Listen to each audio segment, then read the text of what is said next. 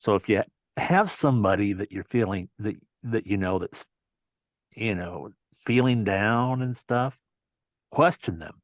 Don't say there's ways to do it and ways not to. The way not to is, hey man, you're not feeling like you want to end it all, do you? That's a no. But just ask them right out. Mm. Are you saying you don't want to live anymore? Something like that. Or something, maybe they're not having those kinds of thoughts, but just thinking to themselves they don't want to wake up in the morning. Ask them that. Do you ever have the feeling that you don't want to wake up in the morning? And then talk with them and listen to them. That's so important. Just being there for someone. There's one thing that everyone has in common who has these types of feelings of ending their lives. Whether they are seriously contemplating doing it, whether they have a failed attempt, or whether they've actually done it and succeeded. Mm. There's one thing that ties them all together. They feel they have no hope of getting through whatever problems it is they're facing at that one particular moment. Listen to the Vibes. Welcome, everyone, to another episode of Listen to the Vibes. I'm happy to welcome Mr. Collin Hughes here. He also has a podcast, but we're going to talk about a subject that is kind of close to me, and I know it is close to him, but I'm going to let him further explain. And before that, Collin, tell us a little bit about yourself. Well, I've always been a man who's gone after my dreams. I had 3 dreams as a child: be a cowboy, be a pilot, and to be an actor. I rode bulls for 18 years, many of those years professionally against some of the top legends in the sport of professional rodeo, like Donnie Gay, 8-time world's champion bull rider; Lane Frost, a guy who's the movie made after him after he died in the arena at Cheyenne, Wyoming, and he was a world's champion. And the list goes on and on. Some of the biggest legends in the sport. So I got to live out that dream. I'm a retired airline pilot now. Oh, Dream number wow. 2 came true. And also, I am a voice actor and working with a goal to get in front of the camera as well. So, doing all 3. Oh, cool. I've actually had some voice actors on the show. And you know what? They're some of the more entertaining videos that I have. Okay, cool. Well, Collin, something brings us here today. As I said, it's something that's close to both of us. If you would kind of tell your story. Well, like I said, I've always been somebody who's gone after what I wanted in life. But June 10th, 2022, my world came to a screeching halt when I got a phone call that my 15-year-old granddaughter had ended her own life. And she was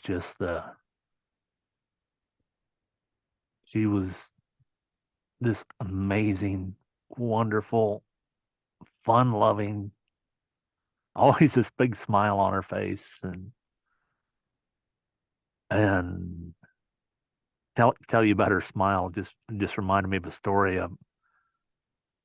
We took her to Hawaii when she was 12 years old and took her for swim with the dolphins places that was there on Oahu. So we have this picture of her right up, like she's hugging the neck of the dolphin, this huge smile on her face. And Donnie Gay, the 8-time world champion bull rider I told you about, when I posted that, keep in mind, he's never met any of my family. And he just put on there, he says, I'd know that smile anywhere. And that meant so much to me for him, because it just, for him to say something like that, it just, and my wife has always said that she could see my smile on her face like that. And it's just, but it's, I know it's hard to talk about, so take your time. but I've always been a good public speaker. And something I learned about this day is that give you an example. I got to go back in history a little bit. When I stopped riding bulls, I picked up the microphone and started to announce rodeos. Found out that I love the microphone and the microphone loves me. Most people do not like public speaking. You put me in a stadium filled with 20,000 screaming fans or more, and I'm like, yeah, we're about to have some fun.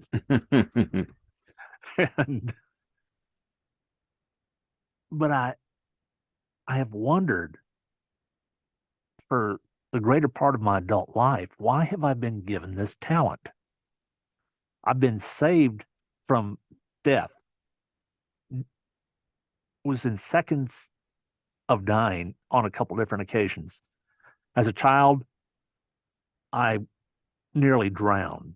Oh I my thought I gosh. was taking my last breath when somebody reached in, grabbed my arm, and pulled me out. Another time I was crossing a road, and a buddy of mine, my nickname is Goose, buddy of mine yelled out, "Goose, get back!"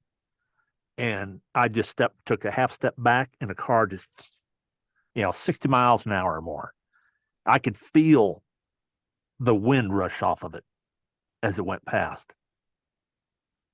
So I've always wondered, why am I being saved with this gift? It's got to be for more than just announcing rodeos. Mm-hmm. There's a greater good in there somewhere. There's been so many times I'd come up with ideas and start to put presentations together, motivational, this. None of them just really felt like, no, I don't think I could really get out there and do any good with this topic, whatever it was. But the morning of June 10th of last year, my phone rang and it was my daughter's caller ID. So I pick it up. "Hey, honey, how you doing?" And it was her husband's voice on the phone. And I knew that something was wrong instantly. And when he told me what happened to my granddaughter, at first I just started screaming and yelling and crying harder than I ever had my entire life. My wife is a social worker and was working from home that day with video therapy with people. And it took her a few minutes, but she finally came out of the room and she saw that something was wrong. And I told her, and of course, then she broke down crying. But at first she says, she was thinking, "Oh, he's a voice actor. He's probably doing one of those loud voices in there." And that's how loud it was. But within the first few seconds of hearing that news, it dawned on me, I know what I'm supposed to do now. I need to be a voice for those who have no hope and reach out to them, because it's part of a training course that I took online a couple of weeks ago. QPR, question, persuade, refer. So if you have somebody that you're feeling that's feeling down and stuff, question them. Don't say there's ways to do it and ways not to. The way not to is, "Hey man, you're not feeling like you want to end it all, do you?" That's a no. But just ask them right out. Mm. Are you saying you don't want to live anymore? Something like that. Or something, maybe they're not having those kinds of thoughts, but just thinking to themselves they don't want to wake up in the morning. Ask them that. Do you ever have the feeling that you don't want to wake up in the morning? And then talk with them and listen to them. That's so important. Just being there for someone. There's one thing that everyone has in common who has these types of feelings of ending their lives.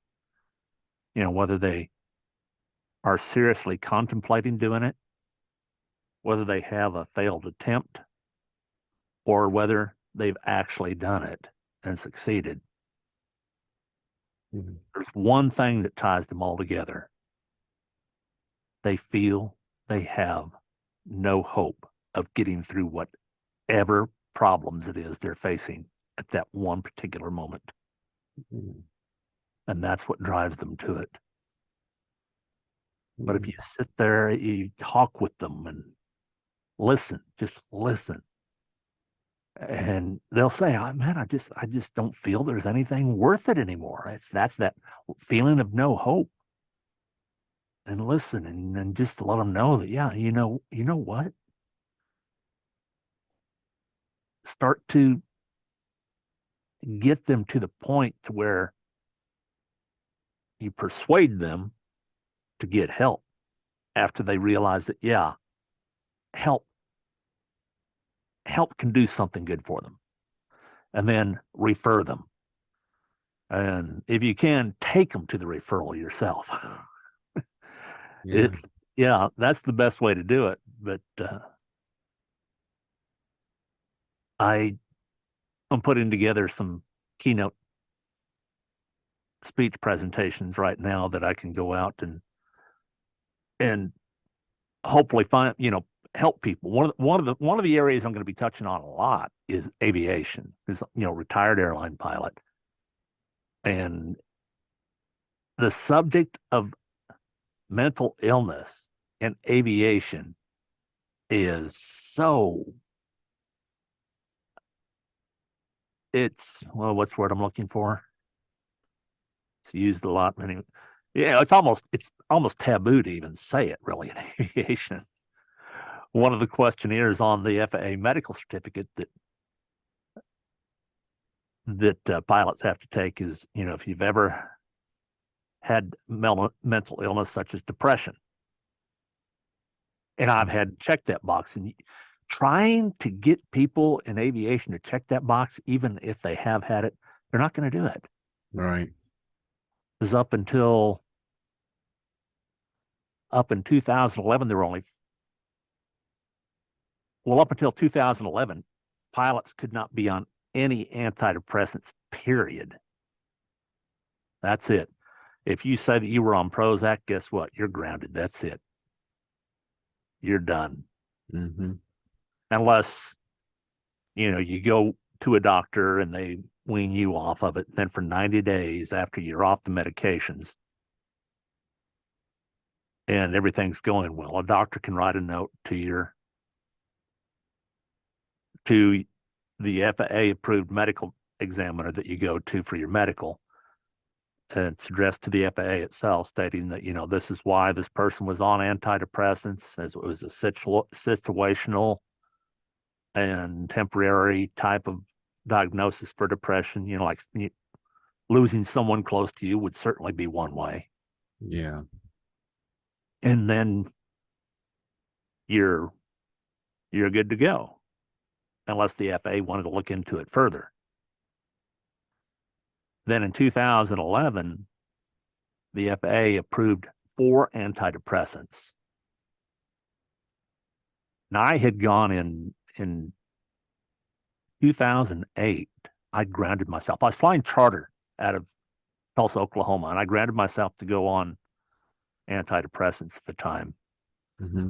And what I did is most people, thought it was a little weird, maybe. My wife says I did it out of boredom. But I put on a mask, a bag over my head with eyes cut out of it, with my uniform on, and made a YouTube video. Says, I am the Prozac pilot. And went on explaining, that what pilots go through who suffer from depression. In 2011, when the news of the FAA approving medical medications came out, Mm-hmm. my phone lit up. CNN, Inside Edition, and on and on and on. So I've been on CNN, I think, like 3 or 4 times, Inside Edition once. I'll never go back on that. They want to make, sensationalize it. Oh, of course. Oh, yeah. That's what sells. Oh, yeah. Yeah, it was. I mean, I think I remember the last part of that one interview is it says, But now he seems to be doing fine. Or is he? Oh Lord. Something like that. I can't remember, but I was like, what? Of course, they want to make it as controversial as possible. Yeah. I'm like, and then there was some other times, I think, when that German wings pilot crashed the airplane into the mountainside. Mm-hmm. My phone lit up then. Inside Edition got a hold of me. I says, no, I'll never go back on with you guys. No, thank you. Yeah. And there was another incident that happened. I says, nope, don't contact me, please. Not going to go. Well, they've also got a documentary on Netflix about that. Was it MH370 or 377 or something? I forgot what it's called. Have you seen it? The one that Disappeared. yeah, yeah. There's speculation that one of the pilots may have committed suicide by pilot. Yeah, so that's extremely rare, extremely rare. But most of the people, German wings pilot, he was very young and hadn't had a lot of time to be watched and evaluated as far as that went. Like all the people I've flown with, they've been around the industry. It's through time and evaluation that a training instructor can pick up on something at an airline, or there's something not right with this guy. Or different things. But it's so taboo. But back to my granddaughter, another thing I did is I got into my sound booth right afterwards, and I made this video of myself pleading with people her age, telling them this is what you're going to leave behind. My wife can't even watch this video because she says it's so raw and painful. Yeah, understand. Now I've created 2 websites that are, part of them is a memorial to my granddaughter. Then one page has a lot of links on it for people if they need help. And on the first page, I call her an essay about the serial killer that lurks in the dark. Mm. Name is suicide. And those websites are, the URL on it is very interesting. When I was creating the website, I looked at stopsuicide.com, taken, stopsuicide.org, taken, stop suicide, this, stop this, stop this, stop this, all taken. Even with stop teen suicide, all taken. And then, it gives you some suggestions in the drop down box below, and there was .life. Mm. So I thought that was so cool that I now own the websites stopteensuicide.life and stops.life. Yeah. And they're both, it's the same site, they just, mirror each other is all. Stopsuicide.life is the main one, then stopteens.life is just reflected over to it. As I told you before, I mean, that's a subject that's close to me because, well, first off, let me say that I did attempt to end myself several times, especially as a teenager, and it's a permanent solution to a temporary problem. But we can't see the future really as a child when it comes to problems. You only see what's going on right then and there. You think it's never going to end. That's that, whatever. like I say, no hope. There's no hope for, there is no hope. And I mean, fortunately, I failed. And if somebody really wants to end it all, they normally don't go tell people that's what they're going to do. They don't want anybody to know that they're going to. I mean, they may be signs of it, but they're not going to come out and say it because they want to do it. They're serious. And that's the way I was. I didn't leave a note. I tried to be somewhere where I'd be alone. And a couple of times it was just I didn't take enough pills. It just made me sick for several days. Or I was fortunate enough that someone walked in and found me and got me to the hospital in time. As time went on, uh, I told you before that I'd gotten help, but my father, at age 47, my father ended his life. And my brother and I talked about it, and I said, don't ever do that to me. And he promised me he would never do anything like that. Right. And I believed him. And it was about 2 years later, almost 3 years later, he hung himself. That's what my granddaughter did. Oh my God. And I can't imagine, because those last few seconds has to be terrifying for you, that you can't breathe, you can't catch that gasp of air. But there, My sometimes, daughter, go ahead. sorry, go ahead. Oh, I was just going to say, sometimes you look down and you feel down, but people think it's something you're going to get over. We need to give it attention. I'll give you kind of a similarity or comparison. I worked in the water department, and I got a little cut on my finger or on my hand. It's just a little cut. You Mhm. think, it's no big deal. I'm a guy, I'll get over it. Went home, kind of cleaned it up a little bit, put a bandage on it, went to bed. But then I woke up in the middle of the night, sweating.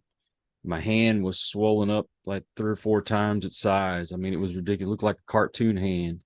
He went into the hospital, and they had to get in there and they had to clean it up and give me antibiotics and all that stuff. But then I got better. Well, that's kind of the way it is with people who are depressed, that feel like they want to end it all, is that there's this, a sign of something, and you think it's not a big deal, but then it ends up being a big deal. And that's why they need to go to get help. And sometimes medication is part of that help. Mental illness as a topic has such a stigma attached to it for some reason. Mm-hmm. I just, used to be people didn't talk about it at all, but now it's coming out more and more and more as it Yeah. needs to be. One of the things you've heard of in the past is somebody's depressed and somebody will say, well, man, just suck it up. Yeah, that's just it, especially with guys. Man up. I heard a good comeback to that. Says, well, how about if I just took a bat to your knees and broke your legs? Says, man, walk it off. Right.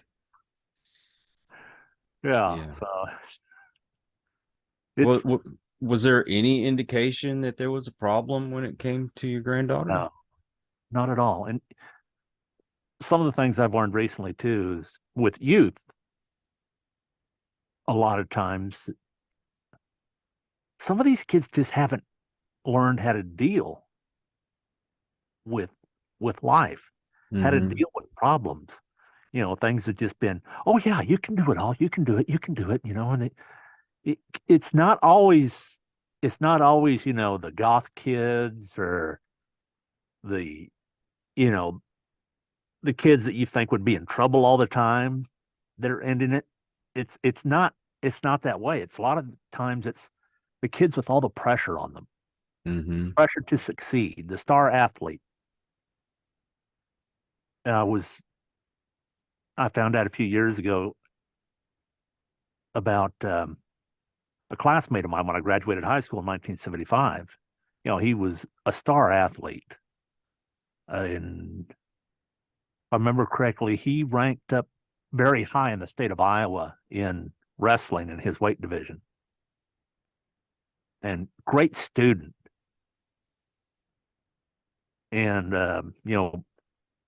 I was in Iowa. I haven't lived there for a long time. And somebody I connect with on Facebook from my class told me that this person had ended it all. And I thought, man, he'd be the last person I'd expect, because he was successful. But it seems to be a lot of those people that think, they get into these situations and they just, like, let's take a teenager, for example. They've always been told that they can do anything they want to. But then some of the things that they don't hear is, if you want something, you're going to have to work for it. Can you achieve it? Yes. But it's not going to be easy. You're going to have to learn how to overcome hardships to be that star athlete, to be that straight A student, to be this, to be that.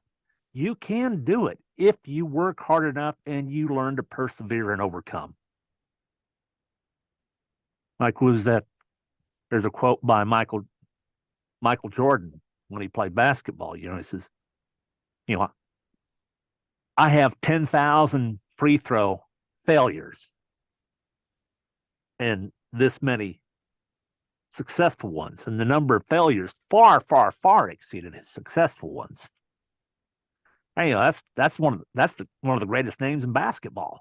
Mm-hmm. Yeah. For sure. But if somebody doesn't learn how to persevere and push through and improve, say that straight A student all of a sudden gets a C. Oh, their world at that time, they feel, has just collapsed. They don't know what to do. They don't know how to handle it. And, they think their parents are going to end them all right then. Once they see the C. Oh, no, my parents, they'll do this to me. And it just, yeah. And they don't know how to cope with it. They feel there's no hope beyond that C. That's it. They're doomed. And I myself, I don't get that kind of mentality. Well, my wife that I'm married to now, she has 2 daughters. Mm-hmm. And when they were little, she could discipline them and it wouldn't really sink in. But the moment she says, I'm very disappointed in you, it hurt like a dagger to the heart. And when you feel like you're disappointing people, that gets magnified in your own mind. You get stuck in your own head. And then, another problem is bipolar disorder seems to be very rampant in this society. And I don't know why that goes up, but when you're bipolar, your highs are very high, but your lows are very lows. And it doesn't matter what that low is, it gets to be low. And I don't know what triggers in your mind that makes you think that way. But that's part of the problem, and especially if you don't want to disappoint your family, man, that just I'm not saying that's what she had, but that's a problem. There's a few things that I normally talk about in these interviews. One of them absolutely needs to be brought up, and that's if anywhere in the United States, if someone is at that point that they feel they just have no hope, that they can't move forward, and they're, at risk for this dangerous type of self-harm, there used to be a long number for that hotline. And who's going to remember that? But now it's made very, very easy. You can text or call 988. Everybody's known 911 for many, many, many years, but oh yeah, you can text or call 988. Very simple, 988. Oh, and if I haven't said that number is 988. Text or call 24/7. Somebody's there. And get that help if you need it. Another thing, and some people I didn't grow up in a house where I felt a lot of love. And there's a lot of people today that, in homes far worse than what I grew up in. And so many of these people, I'm guessing, feel that there's no hope in life or no love in life. And if you're feeling that down, you just got to find something positive. Yeah. Find somebody that you can talk to. And I'm not talking about your friends down on the street corner or in the bar that you hang out in, or the rowdy kids at school that you hang out with, for acting out and release of the pain that you feel inside. I'm talking to find something positive in your life. Go somewhere positive. Go to a church, go to a synagogue, go to a mosque, go to a youth center, somewhere where you can find somebody that will tell you there is hope, there is love. Hope and love do exist in this life. All the things that have been going on in life recently, from 2020, the riots and on and on and on, and all the hate that's been spewed on TV it's just, it, Yeah. it gets people thinking, man, why do I want to live in this world? Because I'll tell you why. The world is a beautiful place. My wife and I, 17 years together, and such joy I find in being with her. When I lost my granddaughter, I've had 3 major tragedies of family loved ones in my life. Each one of them resulted in what I call a miracle. That's how I came up with the name of my podcast, The Miracles of Tragedy. Because tragedy number 1, my oldest daughter died of cancer January 29th, 2015. And she was a daughter that was from before I was married, my sowing my wild oats days, and didn't get to know her and introduced her until she was 15 years old. And so she just grew up angry, not wanting anything to do with me. And she'd come in, we talk a little, stuff like that. And I hadn't talked to her in a few years when she reached out through Facebook and contacted me when she was diagnosed. Over the next 4 or 5 years, she's in and out of the hospital. I'd go out there, flying for an airline. I'd just jump on a flight for free and go there when she's going into a surgery and be there for her. And so I got, that closeness with her. And I got to know my oldest granddaughter, who is now in college and will graduate next year. So and I have a good relationship with that granddaughter now. So that's tragedy 1, miracle 1. Yeah. 2017, back up earlier in my life, my first marriage, I had 4 daughters. Mm-hmm. And I was still following in the footsteps of my father, drinking and chasing women, which of course led to the divorce from my first wife. She married somebody who was retired military, and they asked if he could adopt them because they could have his medical benefits through his retirement. Mm-hmm. I thought, well, that's more than I can afford to pay in child support. So I signed the document. And after I signed the document, I realized that I have no right to see these children anymore. Of course, they grew up feeling abandoned by me, and, rightfully so. I absolutely understand them feeling that. And 2004,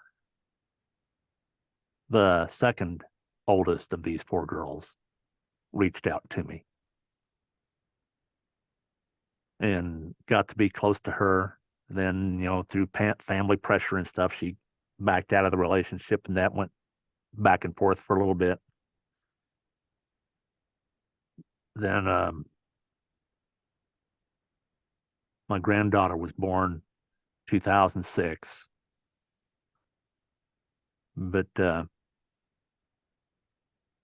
it was about that time that she reached out again. My wife said, oh, honey, she's a social worker. Oh, honey, you should respond to her. I said, this is what right before we got married. And I says, I don't know about that. And told her the history, and she's all about relationships and bonding those relationships and growing them together. And she did it, kept saying it. I said, finally, okay, I'll do it. But when it happens again, I'm going to say, I told you so. And it happened again when this granddaughter was about 2 years old. And I was getting pretty close to her then. Then she was pregnant with my grandson when the relationship ended again. 2017, forward a few more years, I'm at home on time off, and my wife just brings this daughter's name up and says, what are you going to do if she ever contacts you again? I says, I don't think I can go through that again. And she just, oh, I understand. I was, what? The next morning, I'm saying my prayers. And in the middle of my prayers, I mean, it's just like you're hearing my voice right now. I heard this. It said, pray for your children. I was, my children? They don't want anything to do with me. I don't have children. No. It came again. Pray for your children. And each time the voice got more firm, more directing. It wasn't a suggestion anymore. It was, you've got to do this. I said, okay, I'll do it. I can't remember what I said. All I know is I did it. Mm-hmm. Next day, I'm going to work. I'm based in Houston, live in Vegas. I don't have a flight till that evening, so I was able to commute out the same day down to Houston, worked a flight to Detroit, overnighted Detroit, went back to Houston that next morning, and deplaning, my phone rings. It's a number I didn't recognize. It was this same daughter. And her ex-husband then was in an automobile accident and killed. Oh, man. My grandson was in the car with him. He was in a coma in a hospital, his front split wide open, his organs exposed, several broken bones. They didn't know if he was going to live or not. He's doing great. He's doing great now, by the way. But he had been living in Florida with his father, and my daughter and granddaughter had been living up in the Northeast. So, of course, they both came down to Florida to be there. And she said that her sisters couldn't make it out there to be with her. Her mother couldn't make it out there to be with her, and she just needed someone to be there. I says, I'm on the next flight. And I didn't try to jump seat or anything. I didn't do the standby routine. I bought a ticket at Fort Lauderdale to be there for her. And, but that brought my granddaughter and my grandson into my life. My granddaughter, not once did this child say to me, Grandpa, where have you been? And I was expecting that every time we got together for a while. I thought, oh, she's going to ask it. She's going to wonder, why haven't I been there for her? And she never did. She just accepted me and she loved me. And that's the kind of person that she was. Wow. And so that's tragedy number 2. Mm-hmm. Of course, tragedy number 3 Yeah. was when she ended her life. But the miracle from that second tragedy was my daughter came back into my life. She's still in my life, and that's been several years ago now. She calls me on a regular basis. We text. and I do video conferencing with my grandson, and I got to spend a lot of time with my granddaughter. We took her to Hawaii when she was 12 years old. We uh, had both her and her brother down, went to Universal Studios, and had them in our home. Uh, she was here for right before Christmas one time, help us put up a Christmas tree, and it's just that wonderful experience of having them in my life. Miracle number 2. Mm. June 10, 2022. The most tragic event of all was her ending her life. Remember, I said that my other daughters didn't want anything to do with me, and they all have children, of course.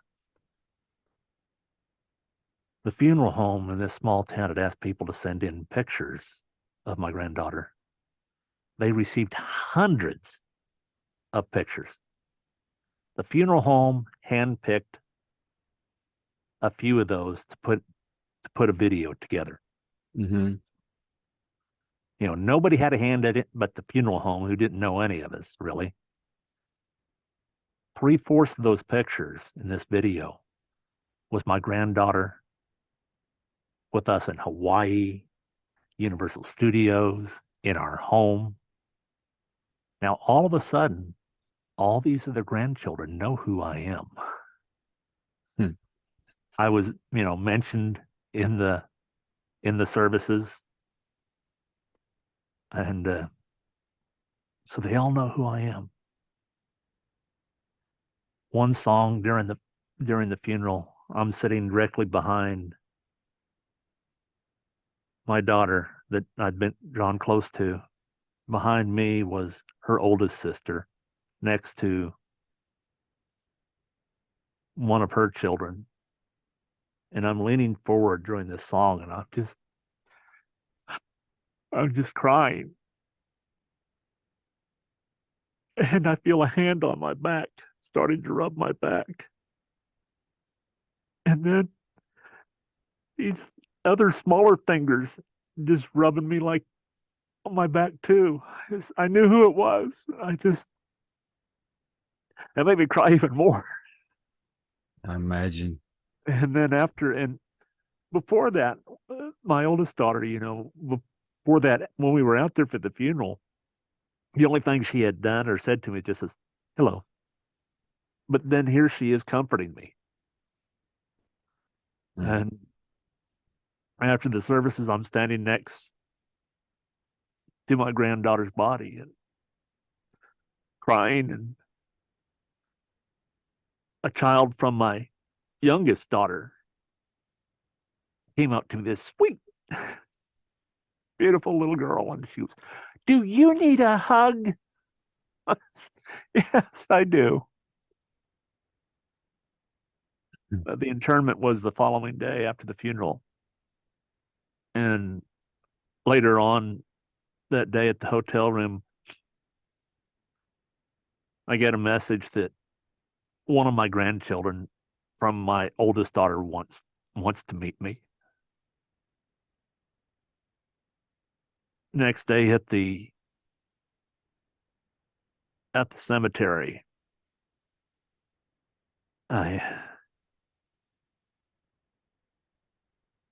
this son of my youngest daughter come up to me and says, can I hug you? I said, yeah. And my wife tells me, says, you realize that this is Father's Day and all 4 of your daughters are here?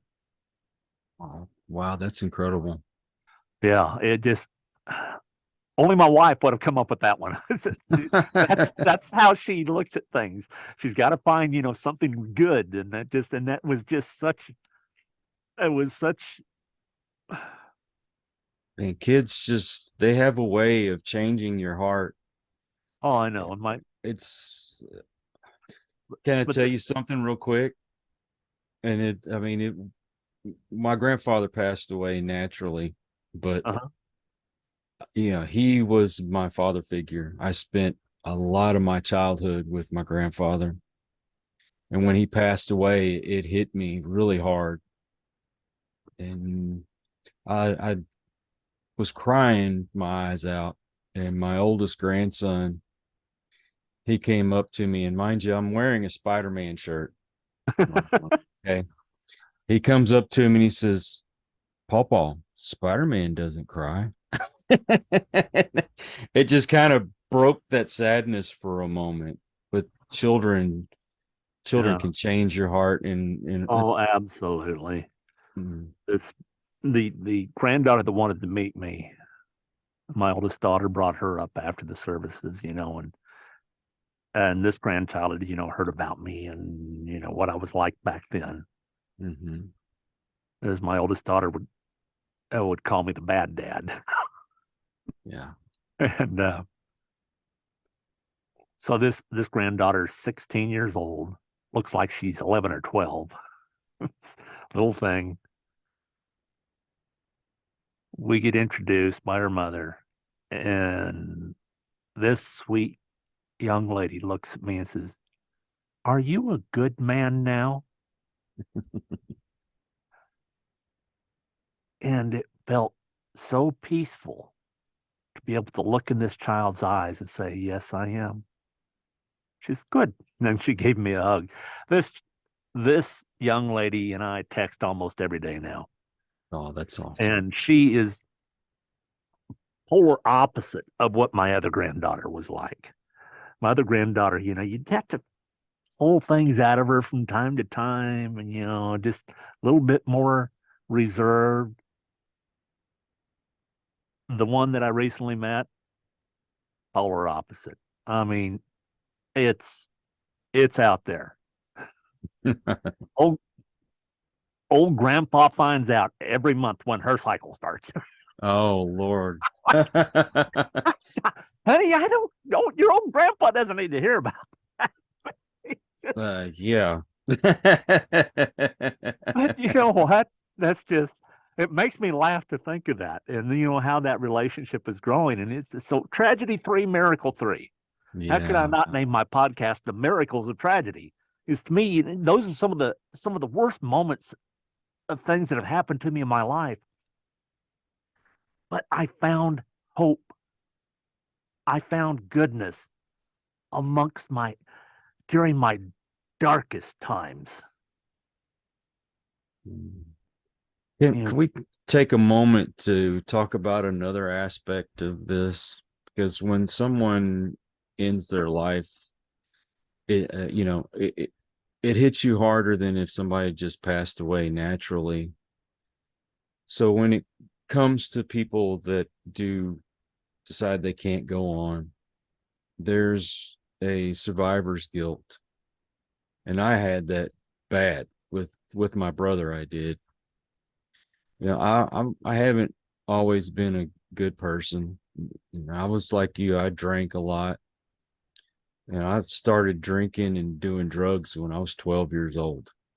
And it got, it just was kind of a fun, everything, every once in a while kind of thing to do. And then it got to be, we had to do that every weekend with our friends. And then it got to be an actual habit and addiction. And I think of how I hurt my kids when they were growing up because dad was drunk or stoned all the time. And, I wasn't as attentive as I should have been. I wasn't the role model that they needed. And I think, why am I still here? Because my brother he was everything I wasn't. He was he was the fun loving one. He very talented. He taught himself how to play guitar, and everybody just loved him. He was wonderful to be around, and I was a jerk. I wasn't. I wasted my talents. I was a talented artist, and I just didn't care. All I Right. cared about was having fun, and especially on the weekend when I wasn't working, I was outside barbecuing and I was drinking. And Right. so, why am I still here? it always rings through my head. Even to this day, I still question, why am I still the one here when here's this wonderful person that's not here? Right. And I know a lot of people go through that. Did you ever experience that? Well, not like that. The one thing that, I didn't do the if only I would have done this, or if only she would have done this, but I did have that feeling at first, that first, my granddaughter called me a lot. I've saved a lot of her voicemails. If I was flying, of course I couldn't answer, and some of her voicemails she left me, like one of them, it's just like, "Hi, Grandpa, just call and say hello," things like that. And then one of them says, "Grandpa, my brother's is being difficult, and could you call and talk to him, because he always laughs when he talks to you." And I always told her, no matter what she was going through, that if she ever needed to talk about anything, she could call me, and she always felt comfortable doing that. But she didn't. And I just always wish, why didn't she call me? Yeah. And her mother was downstairs when this horrific event happened. Mm. And of course, my daughter has those feelings, why couldn't she talk to us? She didn't even know what was going on until that next morning. And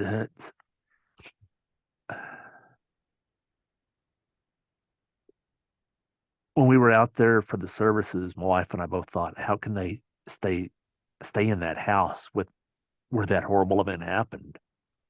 Yeah. And then just a few weeks ago, my daughter told me that they found a new house out in the country on an acreage. And she texted me yesterday that they close on the 20th. So they're getting out of that house. My daughter works from home.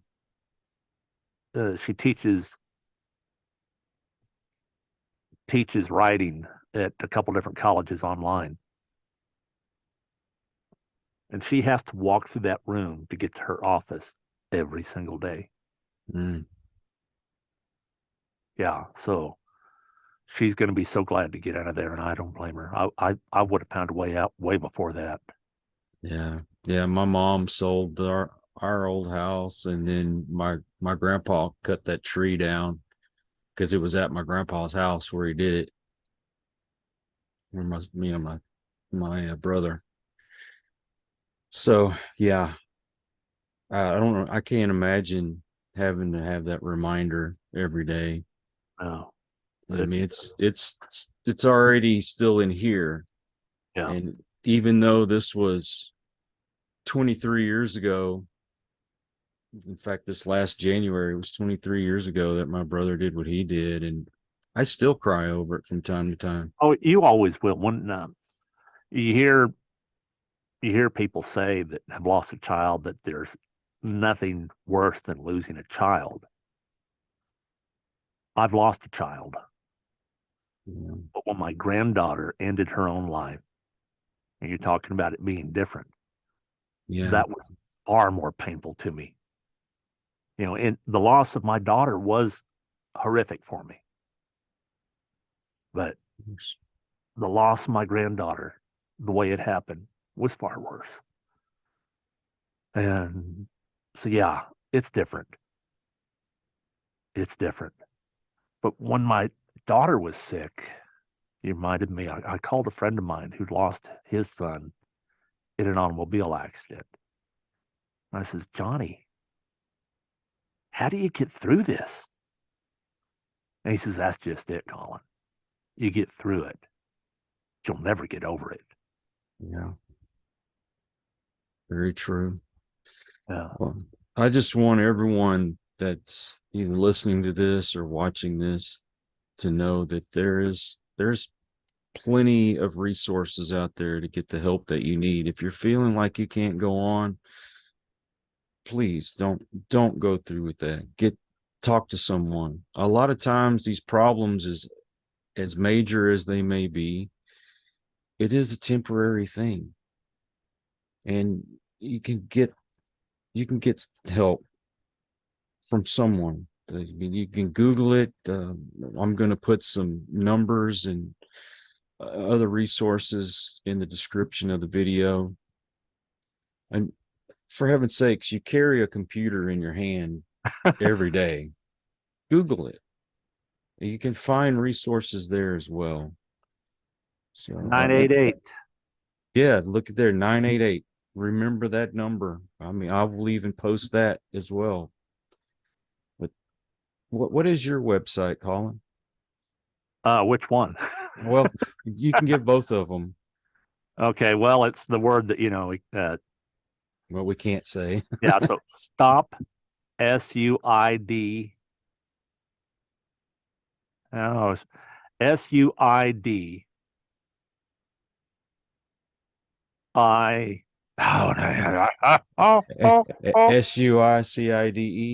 Yeah, SUICIDE. Mm-hmm. So stop, SUICIDE.life, and stop teen, SUICIDE.life. And then you can find my podcast, The Miracles of Tragedy, on any of the major outlets, whichever one that you want to use. What do you have, like a launching site? For me, I have Buzzsprout. I use Buzzsprout, yes. Okay. If I could get your Buzzsprout link, I'll be glad to share that. Okay, yeah, I'll send you that. And I'm really trying to build up my stuff on Apple right now.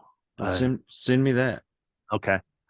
And, I'll be glad to share it. If you get those downloads and positive comments on Apple Podcasts, it seems like you start growing up in the ranks, from what I've been told. Well, I'm gonna tell you what, it's been a blessing to me. For some reason here this last month, it's been growing like crazy on there. And Good. I've been kind of focusing on my YouTube channel, but all of a sudden, boom, Apple Podcast seems to be my number one. I was getting like 500 downloads in just like a couple of hours of time. Wow. I got that first email that says you have 4,000 downloads, and then an hour or two later, you have 4,500 downloads, and the next day I wake up to you have 5,000 downloads. I'm like, what? This is crazy! It's a miracle. Well, I was excited to pass the 200 mark yesterday.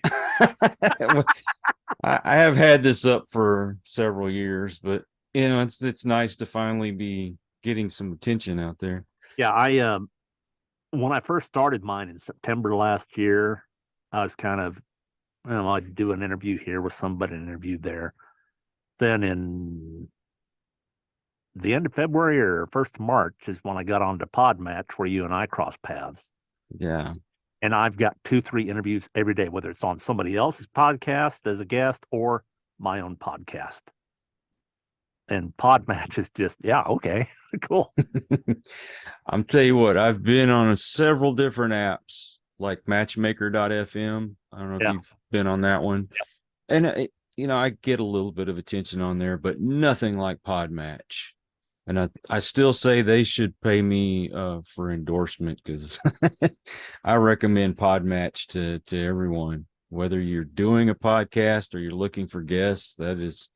And if you're a premium member, which I think is $6 a month, you get paid for doing these interviews. So yeah, there's 2 different levels of the premium, and I'm on the higher level. I'm on the lower tier. Okay. You might make double the commission with me then today. Sweet. Sweet. Now, I noticed I didn't see any social media on your Podmatch profile. Or I need to add that, but I don't have many followers on social media yet. So I'm like, I'm being embarrassed to put that up there. Hey, you got to start somewhere. Yeah. Send me those links as well. I'd Okay. love to share that in the description. Okay. We'll we do need it. we need to help these folks like you out and get the word out, because there are people out there that are suffering, whether it's depression or other mental illnesses, that they need resources, they need help, and they need to know that other people out there are thinking about them. And what you're doing, it can help a lot of people. So that's why we need to spread Thank the you. word. Oh, the Gatekeeper program, that the QPR Gatekeeper. Mm-hmm. Go to qprinstitute.com. The certificate that I got, where they call it the QPR question, persuade, Mm-hmm. refer. It's an hour-long course, costs $29.95, or just say $30. Takes you an hour to get it, and you're certified. And what it does, it teaches you how to talk to people who are in this situation, and how to get them to understand that, they can get help and they should get help. Mm-hmm. And then explains to you how to talk to somebody, the correct way to question, and then the correct way to get them help, which in the best case scenario is not just refer them, but take them to the appointment yourself. Yeah. I've noticed that some folks, when they're talking to someone who is asking for help, they're a little judgmental. Yeah, Or you cannot be that. You've got to try to understand what they are truly feeling. Yeah. As I said before with my analogy, what might seem like a little cut could be a major problem in the end. So if someone's reaching out to you, do everything you can to be sympathetic and to help them to get the help they need, and don't try to play like you're the therapist, because that's not going to do them any good as well. No, just listen, let them talk. Yeah. Let them know that you love them. Yeah, and that's another thing that's important. Always ask if they want your opinion. If they don't ask for your opinion, just let them talk. Oh, and one of the myths about this topic is that if you bring that topic up to somebody and they've had it on their mind, that they're more inclined to do so. That is a myth. Because if you feel somebody is in that way, ask them point blank,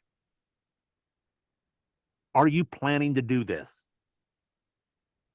Do you have thoughts of doing this? Ask them point blank, and they'll open up and they'll talk. Yeah, we have to do everything we can.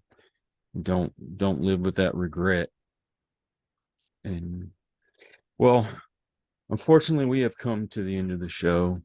And as much as it's going to definitely help me out in the long run, as far as monetization and all that other garbage, the reason why I'm asking you today is to share this out.